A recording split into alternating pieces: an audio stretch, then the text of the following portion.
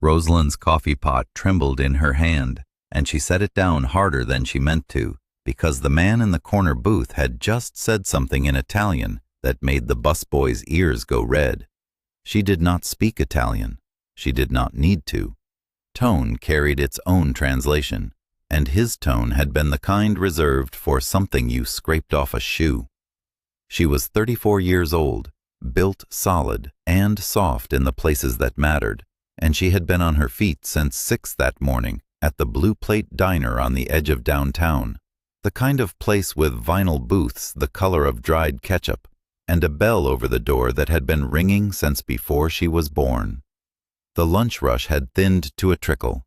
2 truckers at the counter, a retired schoolteacher doing the crossword in booth 4, and him.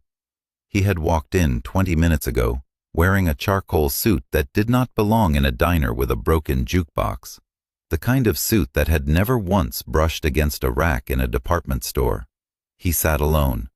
He ordered black coffee and the meatloaf special without looking at the menu, as if he already knew the diner would have one, as if every diner in every city he had ever walked into had the same tired specials written on the same laminated card.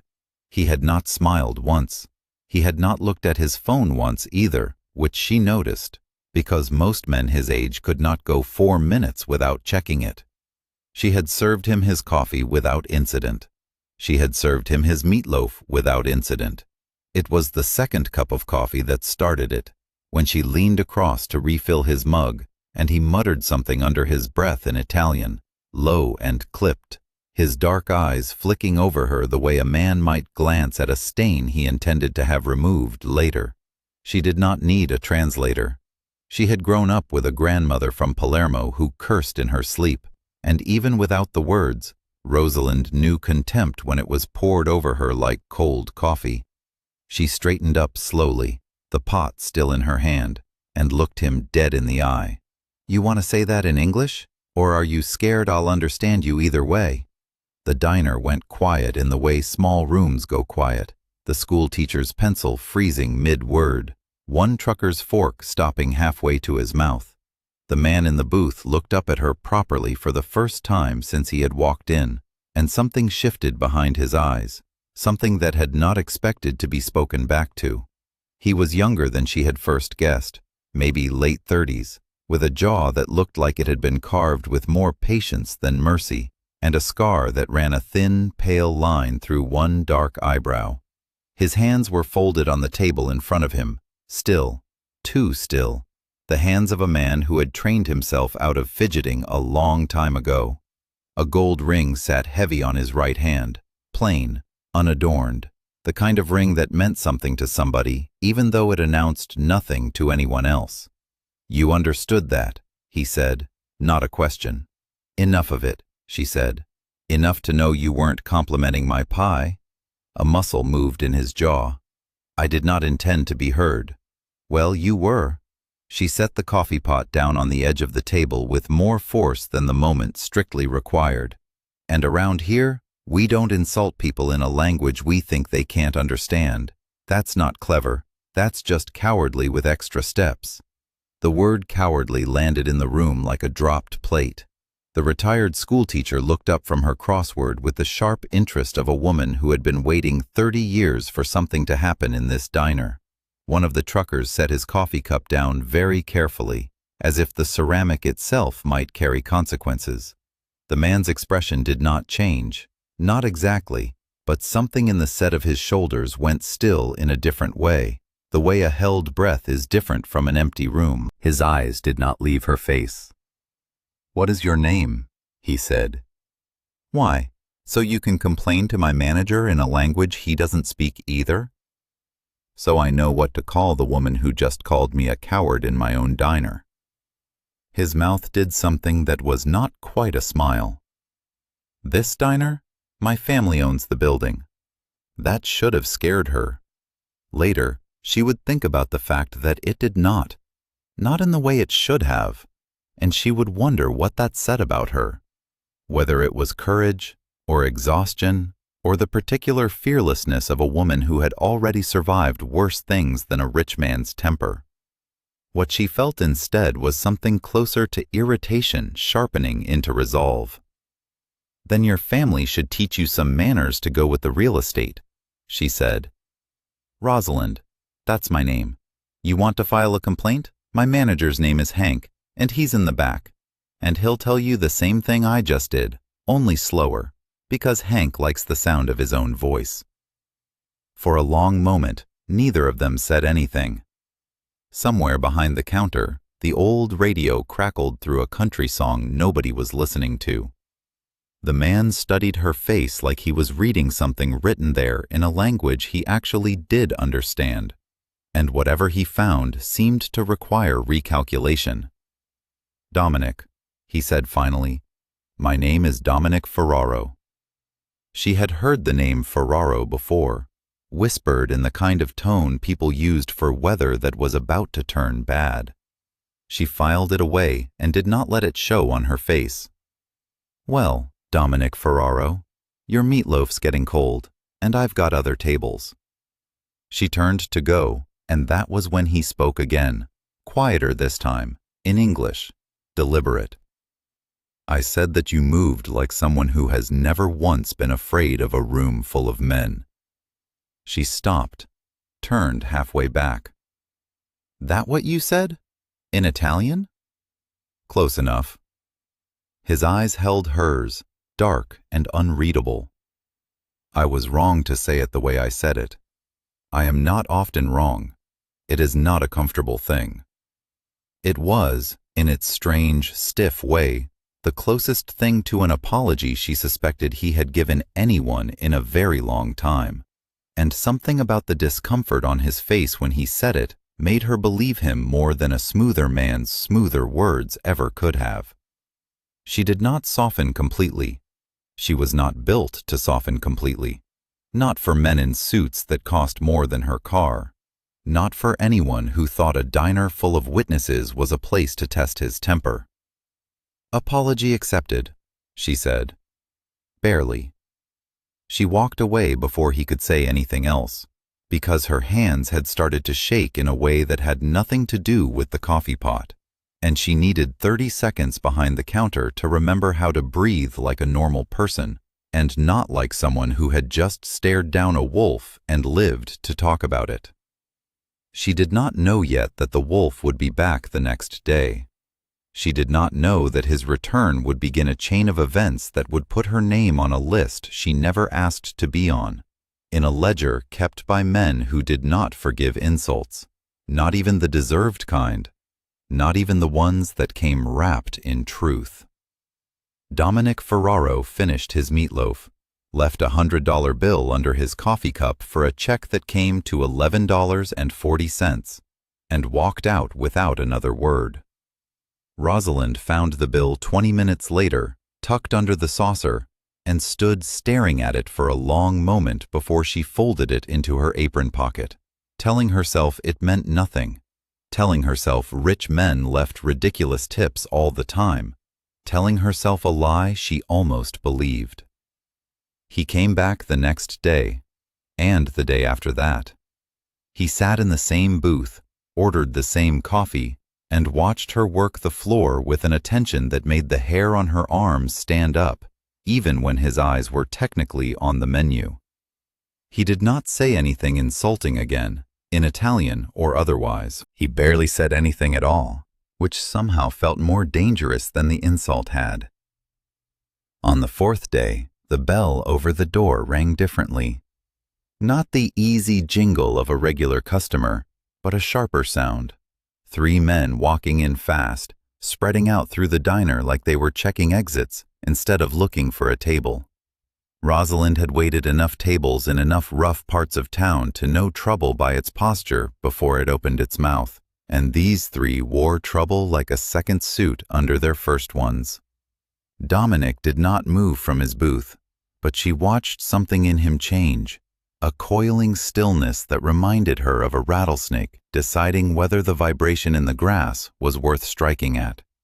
One of the 3 men, a broad-shouldered man with a neck tattoo peeking above his collar, walked straight toward the booth without waiting to be seated. "Ferraro," the man said, low. You shouldn't be sitting out here in the open like some civilian having his lunch." "I'm having lunch, Ricci," Dominic said, not looking up from his coffee. "That is generally how lunch works. Salvatore's people know you come here every day this week. That's not smart. That's a pattern, and patterns get men killed."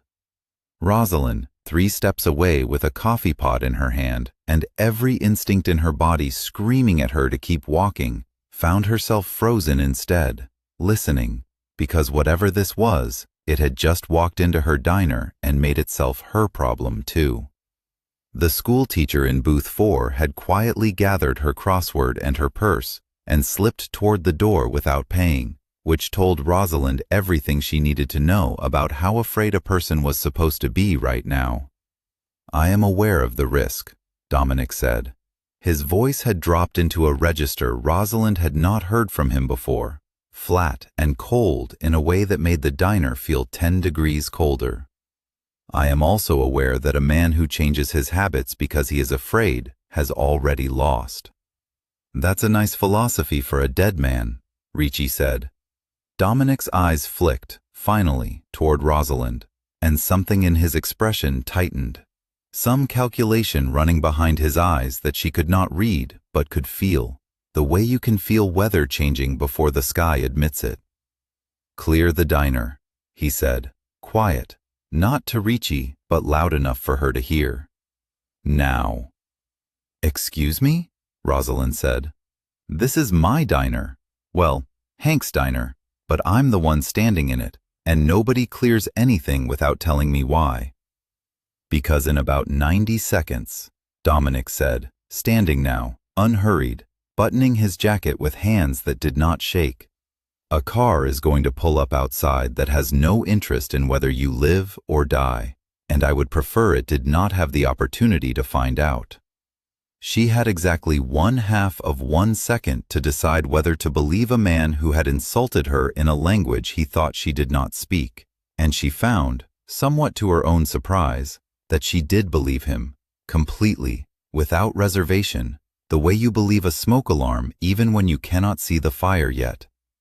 "Truckers," she said, turning, voice sharp and carrying. "Out the back, now, both of you, go." They went, chairs scraping, no questions asked, the particular obedience of men who had also read the room correctly. "Hank! Hank, get out here. We've got a situation." Hank came out of the kitchen, wiping his hands on his apron, took one look at the 3 men in suits and the empty diner, and understood without being told that this was not a moment for questions either. "Back doors through the kitchen," Hank said. "Go." Rosalind did not go.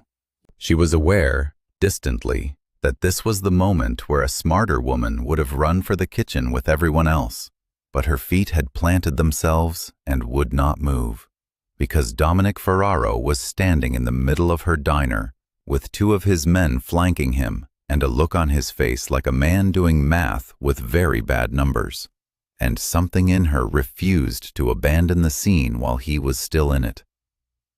The car pulled up outside exactly when he said it would. Black, windows tinted, moving too slow for a car that was just passing through. Rosalind's stomach dropped somewhere near her shoes. "Get down," Dominic said, and this time it was not a suggestion, his hand closing around her wrist and pulling her behind the counter with a speed and certainty that left no room for argument, his body angling itself between her and the front windows in the half-second before the glass exploded inward. The sound was wrong, too loud and too fast, gunfire tearing through the diner in a stuttering burst that shattered the front window and sent the napkin dispensers skidding off the counter. Rosalind hit the floor with Dominic's weight over her, his arm braced against the counter's edge, his body a wall between her and everything happening 6 feet away. She could smell him this close, cedar and something darker underneath it, gunpowder maybe, or just the adrenaline sweat of a man whose pulse she could feel through his jacket, where her hand had accidentally landed against his chest. It lasted 11 seconds. She counted them without meaning to, the way you count contractions or lightning strikes, something in her body needing a number to hold on to while the world came apart above her. Ricci returned fire through what was left of the front window, the other man already moving toward the back to check the alley. And then the car outside screeched away, tires biting pavement, and the diner went silent except for the tinkling of glass still settling and the country song still playing, absurdly, on the radio behind the counter. Dominic did not move off her immediately. For one suspended second, close enough that she could count the flecks of gray in his dark eyes, close enough to feel his breath against her cheek, neither of them said anything at all. "You're bleeding," she said finally, because it was easier than saying anything else. And it was true, a thin line of red tracking down from a shallow cut above his ear where a shard of glass had caught him. "It is nothing," he said. "It's something." She started to reach for the dish towel hanging off her apron, an old instinct, and then stopped herself, because some part of her understood, without knowing why, that if she started tending to this man's wounds in the wreckage of a diner shootout, she would be starting something she did not know how to finish. She let her hand drop. "Get up. Get off me. I need to check on Hank." He got up. He offered her his hand to help her up off the floor, and she took it because refusing would have been its own kind of statement, and his grip was steady in a way that made her own hand feel unsteady by comparison. Hank was fine, flattened behind the grill with a cast-iron skillet still gripped in one hand, like a man prepared to fight a war with breakfast equipment. The truckers were fine, having made it out the back door before the shooting started. The schoolteacher was long gone. The diner itself looked like a war zone, glass everywhere, a bullet lodged in the pie case, the specials board knocked clean off its easel. "This is why I told you to clear the diner," Dominic said, quiet, standing amid the wreckage of a business he had not personally built, but had apparently just gotten shot at inside of. "This is what happens when I sit still too long in one place. This is what happens when men who hate each other bring guns to a coffee shop," Rosalind said, and her voice came out steadier than she felt, which she counted as a small private victory. "You could have died. I could have died. Hank could have died. And Hank's diabetic. He does not need this kind of mourning." "I am aware." "Are you? Because you're standing there very calm for a man who just got shot at." "I have been shot at before," Dominic said, and something flickered across his face, brief and old, a tiredness that had nothing to do with the last 11 seconds and everything to do with years she had no context for. "I am sorry. Genuinely. This should not have happened here. You should not have been standing in the middle of it." "Yeah, well."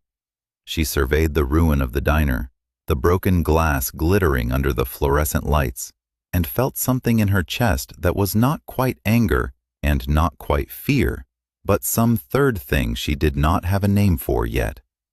"Neither should you, probably. But here we both are." Ricci reappeared from the alley, his gun tucked back beneath his jacket, his face grim. "They're gone. Clean getaway, boss. This was a message, not a real attempt. If they wanted you dead, they would have come in on foot." "I know what it was," Dominic said, and his voice had gone cold again, that flat certainty returning like a door closing. "Salvatore wants me to know he can reach me anywhere, even here." "Who's Salvatore?" Rosalind asked, because apparently she had decided, somewhere in the last 11 seconds, that she was now a person who asked questions like that. Dominic looked at her for a long moment, weighing something, and then said, "A man who believes my family's territory should belong to his. A disagreement that has been ongoing for longer than you have been alive." "And now it's happening in my diner." "Yes." He did not soften it, did not apologize again, just let the fact sit there between them, plain and unpleasant. For that, I am responsible, and I intend to make it right.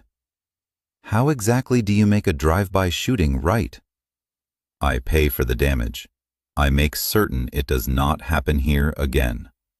His eyes moved over the wreckage, then back to her. And I find out how much you know, because a woman who understood every insulting word I said in Italian, who does not run when guns start firing, who put herself between her employer and a stranger with a skillet, is not someone who can simply return to serving coffee as though nothing happened. Salvatore's men saw your face today, Rosalind. That is not something I can undo. The words landed with a weight she had not been braced for, and the small kitchen fear she had been holding at bay since the first gunshot cracked open into something larger and colder. What does that mean? It means you are, as of 11 seconds ago, a complication in a war you did not ask to fight. His jaw tightened. It means I am not going to let anything happen to you because of a mess my family started before either of us was born. That's not your decision to make, she said, even as some traitorous part of her registered how it felt to have someone say something like that and mean it. Mean it with the flat certainty of a man who did not waste words on promises he could not keep. I'm not your responsibility. You are now, he said simply, and there was nothing in his voice that invited argument, only a kind of grim finality that told her this conversation had been decided somewhere in the 11 seconds while his body was covering hers on the floor. Whether either of us wanted it that way. Hank finally lowered the skillet. I'm calling the police. You will tell them it was a robbery gone wrong, Dominic said, not unkindly, but without room for negotiation. 2 masked men, a car you did not get a plate number for. I will cover every cost of the repair, plus enough to keep this place running through the slow season, and I will make certain nothing like this touches this building again. You can't just buy your way out of a shooting, Rosalind said. I am not buying my way out of anything. I am cleaning up a mess I made. He met her eyes, and something in his gaze had shifted since the moment he first walked into the diner 4 days ago, something that had gone from assessment to a kind of wary respect she had not expected to see there. You called me a coward 4 days ago, Rosalind. I would like the chance to prove you wrong in a way that does not involve someone shooting at you. She wanted to say no. She wanted to tell him that she did not need saving, that she had survived 11 years of waitressing in 3 different cities, and worse men than him without anyone's protection, that his guilt was his problem and not hers to solve. But the truth sitting underneath all of that was simpler and less comfortable. Salvatore's men had seen her face. Whatever war this was, she was in it now whether she agreed to the terms or not, and the only question left was whether she faced it alone or with a man who had just put his own body between hers and a spray of gunfire without stopping to think about it first. Fine, she said, but I'm not some damsel you get to lock away in a tower somewhere. I've got a shift tomorrow. Not here, Dominic said, not until this glass is out of the floor, and I know Salvatore's men are not watching the building. Then where? With me, somewhere safe, until I understand exactly what he knows and what he intends to do with it. It should have sounded like a kidnapping dressed up in politeness. Instead, standing amid the ruin of the only steady job she had held in 3 years, with a dead man's ring on the hand that had just pulled her out of the path of gunfire, it sounded like the only option left that did not end with her disappearing quietly into whatever fate men like Salvatore arranged for inconvenient witnesses. She spent that night in a townhouse on the edge of the historic district that Dominic owned under a name that was not Ferraro, in a guest room with a lock on the inside of the door that he showed her personally, telling her plainly that the lock was for her comfort and not because he expected her to need it. She did not sleep much.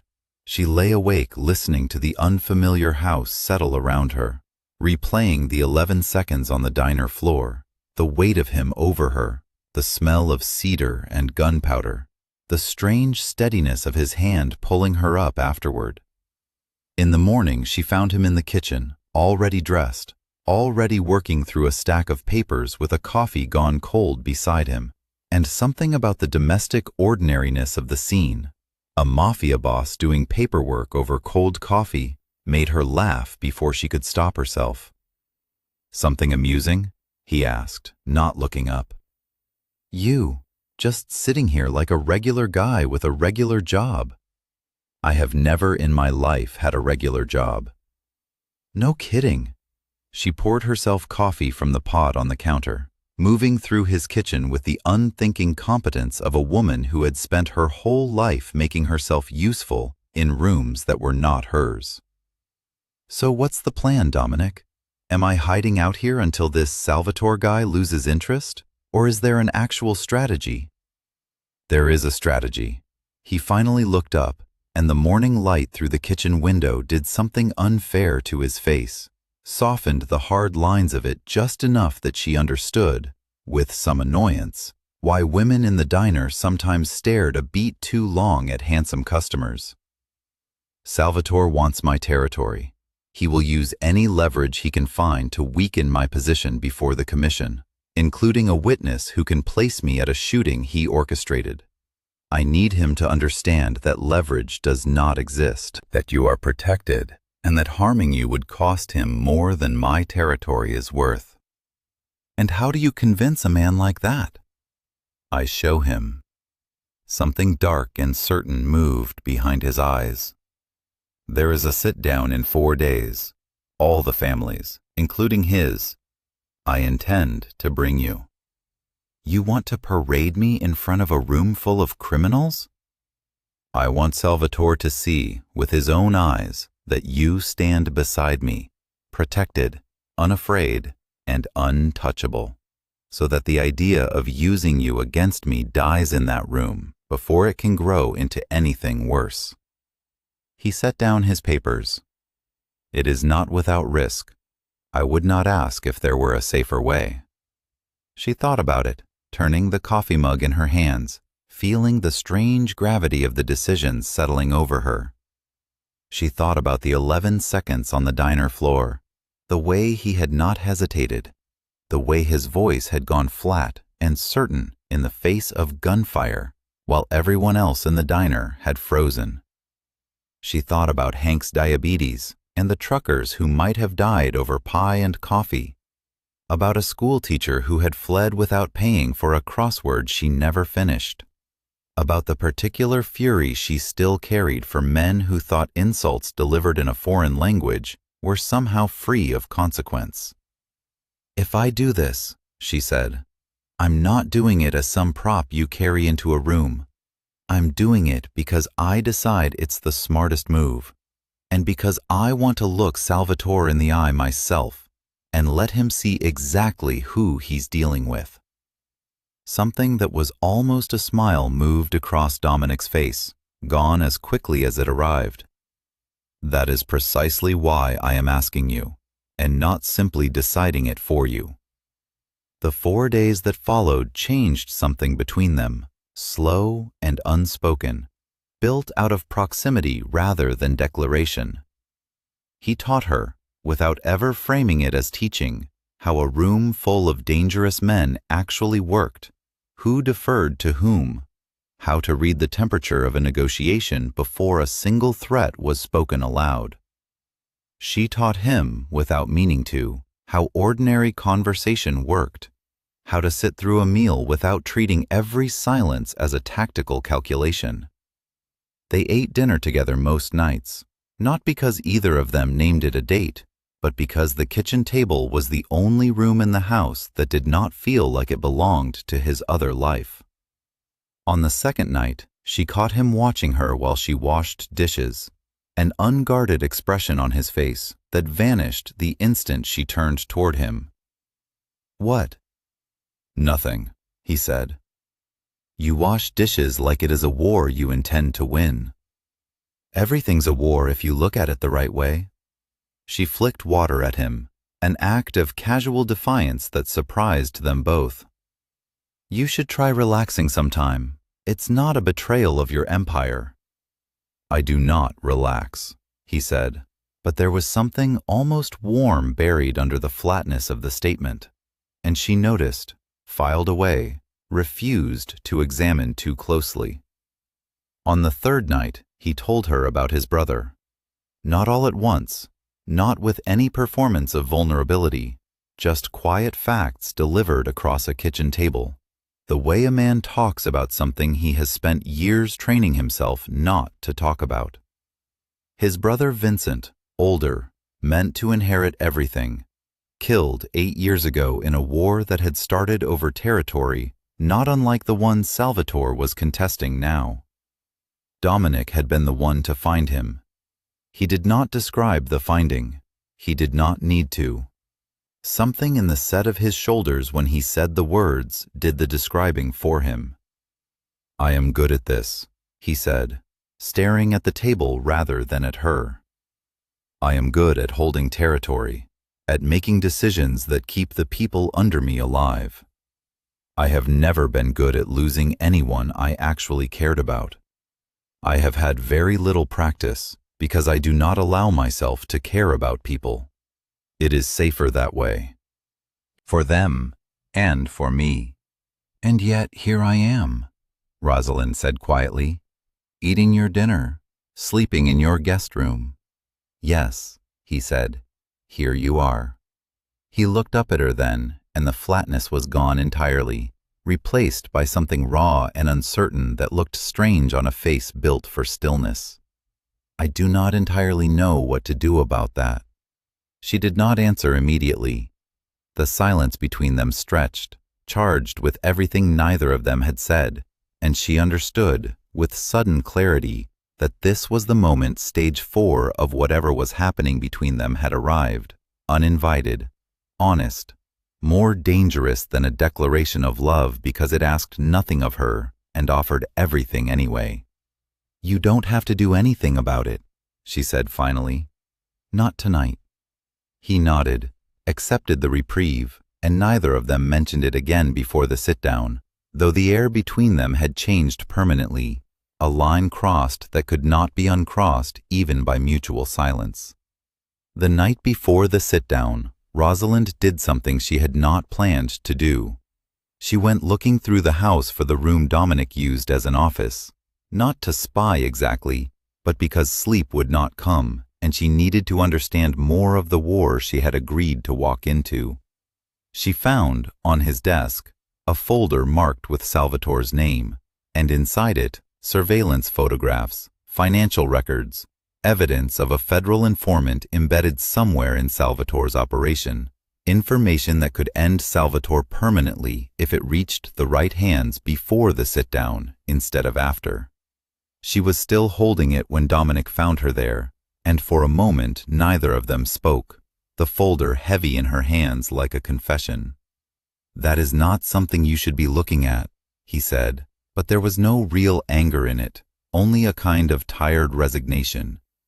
You could end this tonight, she said, setting the folder down carefully. You could hand this to the FBI and be done with Salvatore permanently. No sit-down, no risk to either of us. I could. His eyes were dark and unreadable in the low light of the office.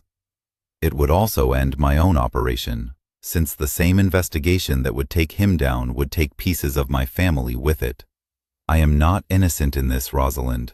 I have never claimed to be. I know that. She met his eyes steadily. I've known that since the second day, when you told me your family owned the building I work in. I'm not naive about what you are. And yet you are still here. And yet I'm still here. She said it like a fact, plain and unadorned, and something about the honesty of it seemed to land harder on him than any declaration could have. I'm not going to pretend I don't know what this means, walking into that room tomorrow. I'm choosing it anyway. He crossed the small distance between them, slowly, giving her every opportunity to step back, and she did not step back. His hand came up to her jaw, careful, almost disbelieving, as though he expected her to vanish the moment he touched her. "You called me a coward," he said quietly. "4 days ago, in front of a diner full of strangers. You were being one. I have spent 8 years being careful not to want anything I could lose." His thumb traced the line of her jaw. "I do not know how to be careful about this."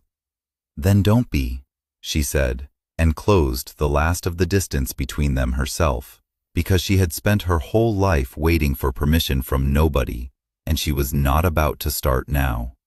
The kiss was not gentle exactly, but it was not rushed either. Deliberate in the way everything he did was deliberate. A claim made without a single word spoken. And when they finally broke apart, she found her hands fisted in the front of his shirt, and his forehead resting against hers, both of them breathing like they had run somewhere fast.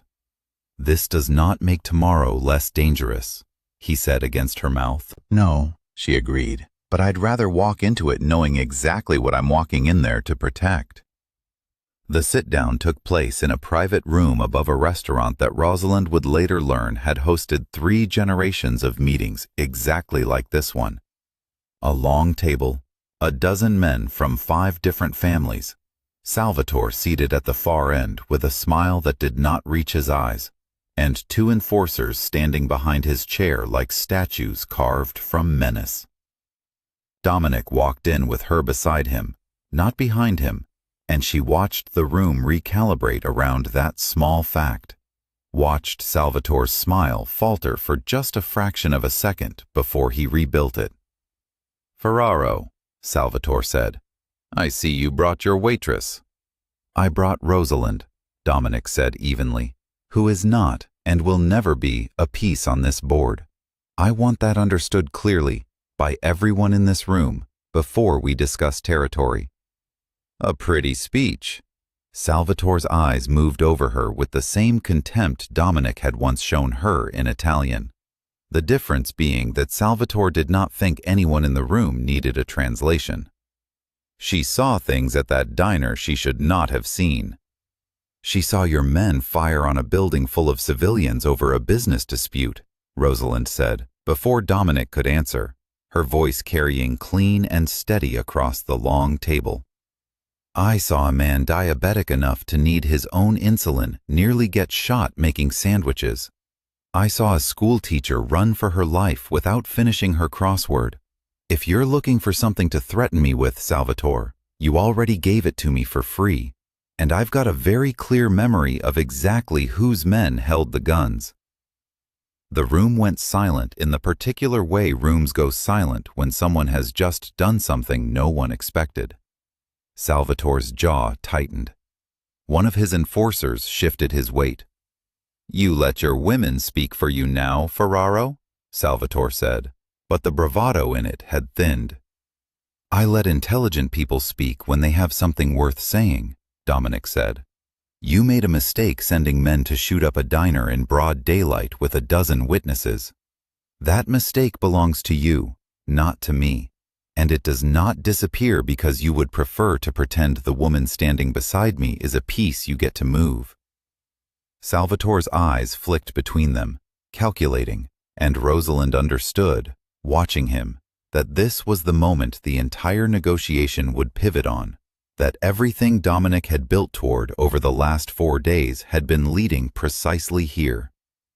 "I have," Dominic continued, his voice dropping into something colder, "a folder on my desk that contains enough documentation of your operation's federal exposure to end you permanently, Salvatore. I have not sent it to anyone. Yet. I am telling this room, openly, that the only reason it remains on my desk is that I prefer to settle disputes among families rather than inviting the government into our business. That courtesy expires the moment anyone connected to you looks twice at Rosalind again." The threat landed with the particular weight of a threat backed entirely by truth. Salvatore's face went through several calculations before settling into something that resembled, grudgingly, Respect. The territory dispute stands as before, Salvatore said finally. But the waitress is off the table. You have my word. Your word has been worth very little in the past, Dominic said. But I will accept it, for now, and I will remember exactly how much it was worth if I ever have reason to test it. The meeting continued for another hour. Territory lines redrawn, tributes renegotiated, the ordinary grinding business of men who ran empires built on fear. But the danger that had followed Rosalind since the moment the front window of the diner shattered had, in that single exchange, been fundamentally diffused. She stood beside Dominic through all of it, unafraid, exactly as he had promised the room she would be. And when they finally walked out into the afternoon light, she realized her hands had stopped shaking sometime in the last 20 minutes without her noticing.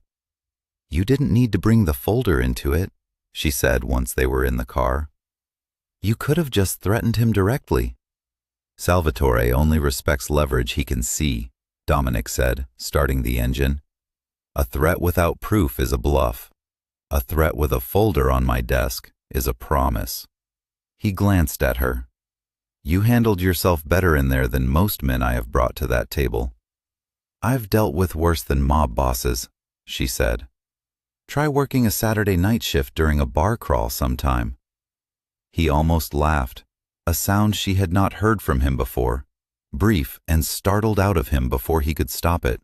And something about hearing it, about being the one who had put it there, settled a warmth in her chest that she did not bother trying to name anymore. The diner reopened 2 weeks later, glass replaced, the bullet hole in the pie case patched over so thoroughly that Hank swore he could not remember exactly where it had been. Rosalind went back to work behind the counter, and if the regulars noticed that a man in an expensive suit now sat in the corner booth most afternoons, coffee black, no menu required, none of them said anything about it, because in this part of town it was generally understood that some questions were better left unasked. He still tipped $100 on an $11 check. She still rolled her eyes at him every time she found the bill tucked under the saucer. Neither of them called it anything, not for a while, because both of them understood that whatever this was had been built out of gunfire and honesty rather than roses and easy declarations, and it deserved better than a label slapped on too quickly. One afternoon, months later, when the diner had emptied out and the late sun slanted gold through the new front window, he caught her wrist as she went to clear his empty cup, the same wrist he had grabbed on the floor the day the bullets came through the glass. Except this time, his thumb traced slow circles against her pulse instead of pulling her to safety. I have spent 8 years, he said quietly, making certain I never had anything left that could be used against me. No wife, no children, no one whose safety I would trade an empire for. He looked up at her, and the stillness in his face had, at some point she could not exactly pinpoint, stopped being a wall and started being simply who he was when he was with her. You are the first thing I have had in 8 years that I would burn all of it down to protect. That's a lot of pressure to put on a waitress, she said, but her voice was not steady, and they both knew it. You are not just a waitress, he said. You never were. Not from the first day you called me a coward in front of a diner full of strangers and made me believe you meant it. I did mean it. I know. His mouth curved, small and real, the smile she had waited months to see reach his eyes and finally had. That is precisely why I am still here. She set the coffee cup down on the table, slow and deliberate, the way she had learned to do everything around him now, and let him pull her down into the booth beside him, into a life she had never planned to choose and would not, if given the choice all over again, choose any differently. Outside the window, the street moved on the way ordinary streets did, unaware of everything it had taken to get 2 people to this particular booth, on this particular afternoon, finally unafraid to call this exactly what it was. If this story pulled you in and kept you there, hit that like button before you scroll away. And subscribe so you never miss the next one. Drop a comment and tell us what you would have said to Dominic Ferraro if you were the one standing behind that counter. And share this video with someone who loves a slow burn as much as you do. We will see you in the next story.